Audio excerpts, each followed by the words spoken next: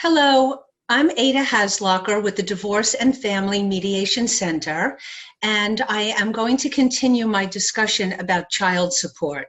In the last segment, I talked about the New York State Child Support Standard Act that was passed in 1989 that set forth how calculations were to be done and what child support covered. So I kind of gave you a general step-back overview of the concept.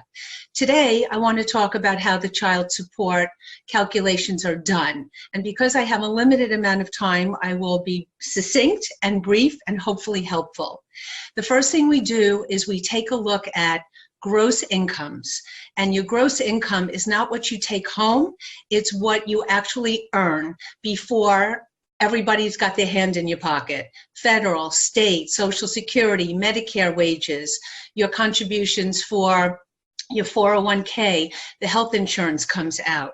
So the first thing we do is we look at the gross income first, either from the W-2, the tax returns, or your year-end pay stub. I like to look at all three. And then there are certain things that you are permitted to deduct for the purpose of calculating child support. So what are those things?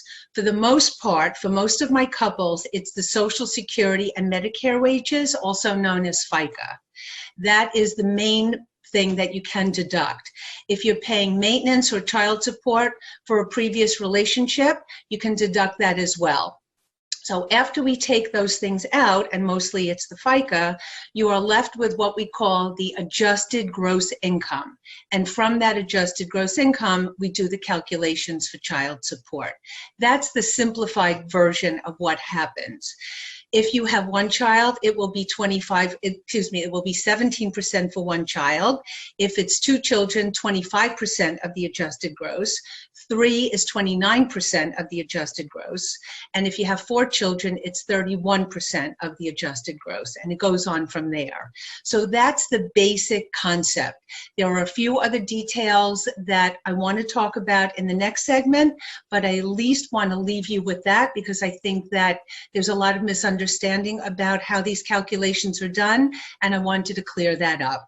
If you have any questions, please visit my website. I have a lot of information there at www.dfmcli.com. Thank you.